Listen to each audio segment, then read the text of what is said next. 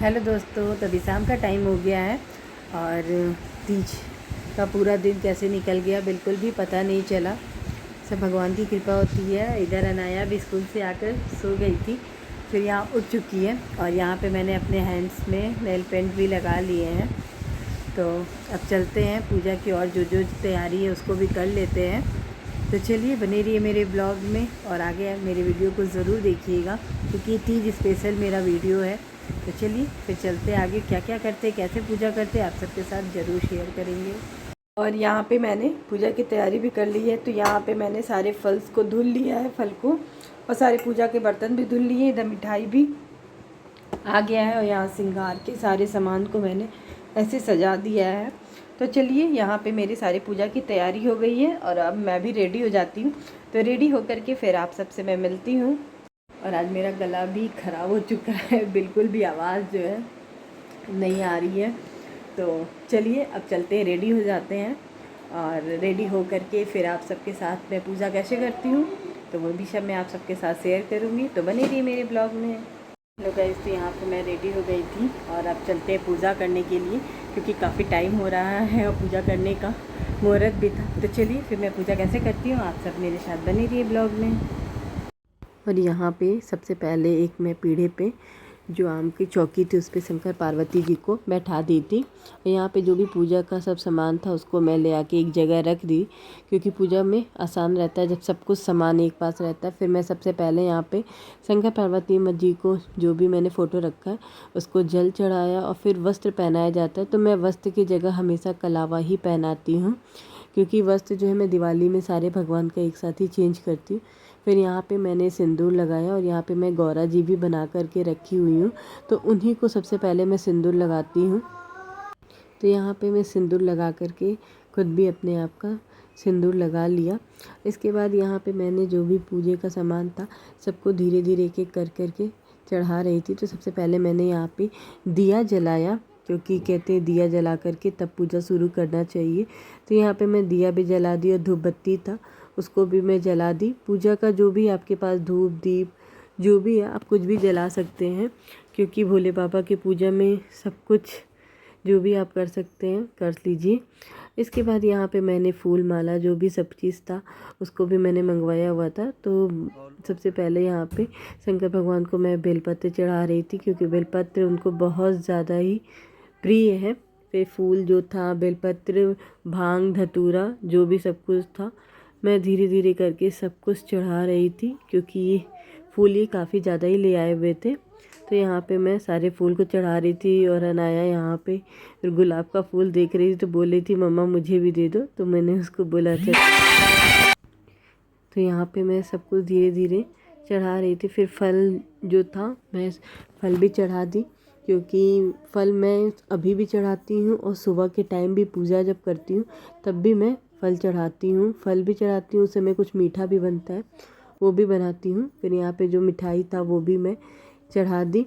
और इसके बाद जो भी आपका श्रृंगार का सामान होता है उस श्रृंगार का सामान जो उसको भी मैंने चढ़ा दिया यहाँ पे माता रानी के पास क्योंकि कहते हैं ये 16 श्रृंगार ही आज तीज के दिन बहुत ज़्यादा ही ज़रूरी होता है। तो यहाँ पे मैंने 16 श्रृंगार जो भी मैं लेकर आई थी तो यहाँ पे मैं इन लोगों में यहाँ पे चढ़ा रही थी।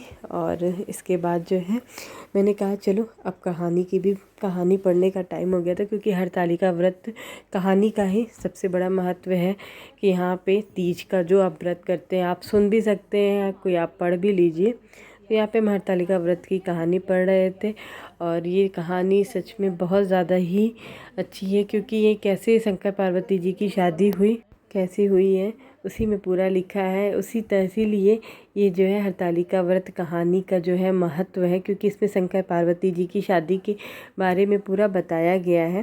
तो इसमें यही था कि कैसे जो है पार्वती माता जो है उनकी शादी विष्णु भगवान से हो रही थी पर उनको तो शिव भगवान पसंद थे जिसके लिए उन्होंने अपने घर को त्याग कर वो किसी घने वन में चली जाती हैं। तो चलिए यहाँ पे फिर मैं पूजा हो चुका था कथा, फिर मैं यहाँ पे आरती भी करने लगी और आरती भी मैं शंकर पार्वती जी का आरती भी की यहाँ पे क्योंकि यहाँ पे सब लोग थे तो सब लोग हुआ साथ में ही चलो आरती भी हो जाएगा। तो यहाँ पे मैं आरती कर रही थी और आरती में भी बहुत अच्छा भोले बाबा का था क्योंकि भोले बाबा का कई नाम है उनका। तो यहाँ पे मैं आरती वारती कर ली थी। आरती करने के बाद मैं यहाँ पे एक और आरती थी वो भी मैंने पढ़ लिया, क्योंकि एक आरती नहीं करते हैं, हमेशा 2 आरती करते हैं।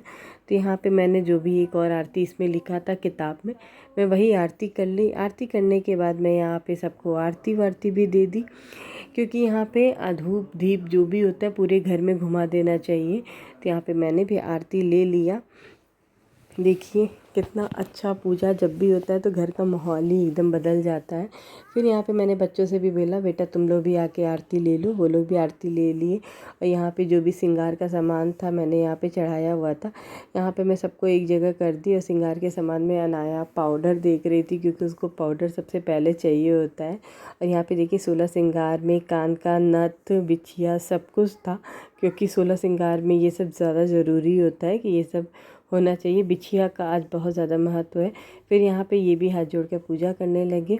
और यहाँ पे अनाया देखिए बैठ कर के खेल रही थी, वो पाउडर लेने के चक्कर में थी कि मुझे पाउडर मिल जाए। फिर यहाँ पे दोनों बच्चे भी मेरे बैठ गए थे, पूजा बोले मैं भी मम्मा कर लूँगी। और ये भी दोनों हाथ जोड़ करके यहाँ पे पूजा, मैंने कहा हाथ जोड़ लो बेटा, भगवान का जहाँ भी पूजा होता है हाथ जोड़ लेना चाहिए। फिर ये लोग भी पूजा वूजा कर लिए। फिर हुआ कि भाई आज पति का ही दिन होता है, तो उनका फिर मैं आशीर्वाद लेने लगी कि चलो भैया बहुत अच्छे से, बहुत भाग्य से ये सब दिन मिलता है। तो अच्छे से मेरा ये पूजा भी हो गया है।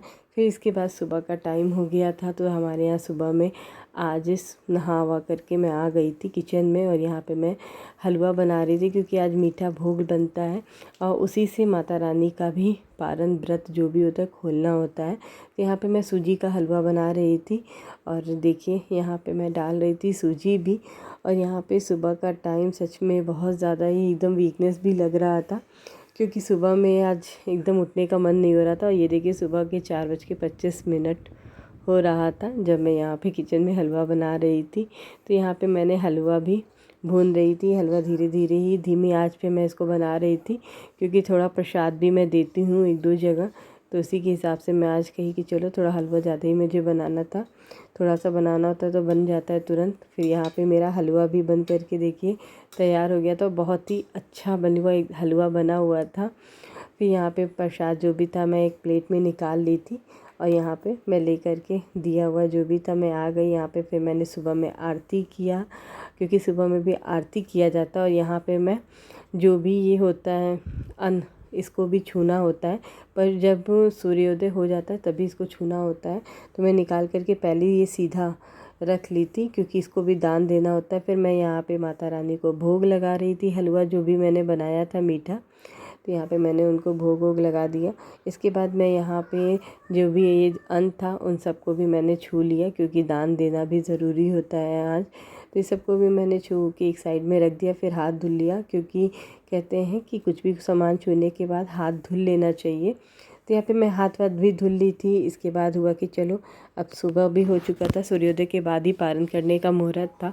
तो यहाँ पे मैं, और इसके बाद यहाँ पे मैंने जो भी भोग लगाया था तो एक प्लेट में मैं अपने लिए भी निकाल ली थी, क्योंकि माता रानी का ही जो प्रसाद होता है वही हम लोगों को भी लेकर के भोग में अपना मुंह जूठा करना होता है। तो यहाँ पे मैं भी एक प्लेट में ले ली थी प्रसाद। और यहाँ पे मैं बैठ करके प्रसाद जो भी था मुंह में यहीं पे बैठ के पारण कर ली थी। तो चलिए, अगर आपको ये मेरा वीडियो अच्छा लगा होगा तो प्लीज़ मेरे वीडियो को लाइक और सब्सक्राइब करिएगा। ये तीज विधि का जैसे जैसे मैंने पूजा किया था तो वही मैंने आप सबके साथ शेयर किया है। तो चलिए, फिर ऐसी और वीडियोज़ के लिए आप प्लीज़ मेरी वीडियो को लाइक और सब्सक्राइब करिएगा। मिलते हैं आपसे नेक्स्ट ब्लॉग में, तब तक के लिए बाय बाय। जय श्री भोले बाबा।